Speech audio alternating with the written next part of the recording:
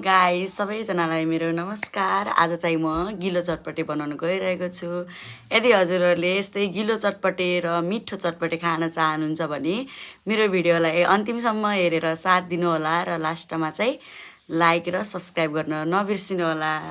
ल आउनुहोस् म भिडियो बनाउँदैछु। सुरुमा त मैले लिएको छु प्याजको पात र धनियाँ। हजुरहरूलाई मनपर्छ भने राख्नुहोला, मन पर्दैन नराख्नु होला।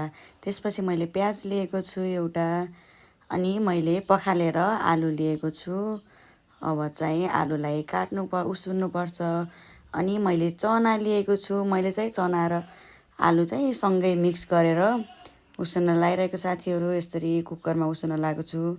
अनि घरियो काँक्रो लिएको छु। अनि मैले यस्तो सबै मिक्स गरेर एकैचोटि कट गरेको छु, हेर्नुहोस्। अनि खुर्सानी लिएको छु, सुकेको खुर्सानी। मसँग चाहिँ हरियो खुर्सानी नभएको कारणले सुकेको ल्याएको है।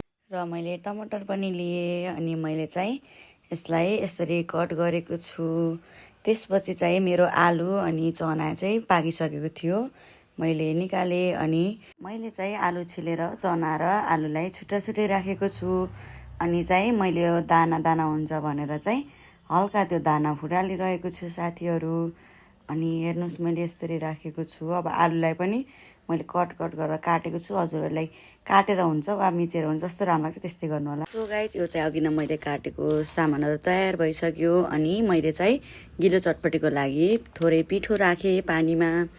अनि मैले चाहिँ त्यसपछि मैले फुड कलर राखेँ। हजुरहरूलाई फुड कलर राख्न मन लाग्छ भने राख्नु होला, मन लाग्दैन भने नराख्नु होला।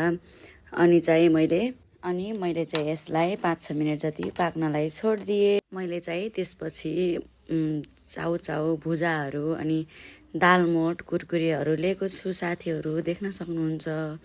हजुरहरूलाई जे मनपर्छ त्यही राख्न सक्नुहुन्छ है। अनि मैले चाहिँ सबै सामानहरू एउटा भाँडोमा पालो खनाएर राखेँ साथीहरू, देख्न सक्नुहुन्छ। अनि हेर्नुहोस् मैले यसरी खनाइरहेको छु। अनि पछिबाट चाहिँ मैले भुजा राखेको छु। अनि मैले चाहिँ भुजाहरूलाई मिक्स गर्न लागेको छु साथीहरू। फेरि भुजा पुग्दैन भनेर फेरि थपेको छु। अनि मैले चाहिँ अघि नै कटिङ गरेको सबै सामानहरू यसमा मिक्स गर्न लागिरहेको छु साथीहरू, देख्न सक्नुहुन्छ हजुरहरूले। अनि मैले चाहिँ राखिसकेँ। अब चाहिँ मैले उसिनेको आलु अनि चनाहरू पनि राखिराखेको छु साथीहरू मैले। हजुरहरूलाई मनपर्छ भने राख्न सक्नुहुन्छ, मन पर्दैन भने चाहिँ नराख्दा पनि हुन्छ। मैले चाहिँ थोरै नुन राखेँ स्वादअनुसारको। अनि मैले चाहिँ यसलाई एकछिन यत्तिकै राखिरहेको छु। अनि यसमा चाउचाउहरूको मसलाहरू राखिरहेको छु साथीहरू, देख्न सक्नुहुन्छ हजुरहरूले। मैले चाहिँ अघि नै पाक्न छोडिदिएको फुड कलरहरू पनि तयारी भइसकेको छ। सो साथीहरू, मैले चाहिँ फुड कलरलाई मिक्स गर्न लागिरहेको छु। सो मैले चाहिँ साथीहरू हातमा फुड कलरको कलर लाग्छ भनेर अनि प्लास्टिकको प्रयोग गरेर अनि मिक्स गरिरहेको छु फुड कलरहरूलाई, देख्न सक्नुहुन्छ साथीहरू। यति राम्रो देखिरहेको छ नि, खाउँ लाग्दो देखिरहेको छ।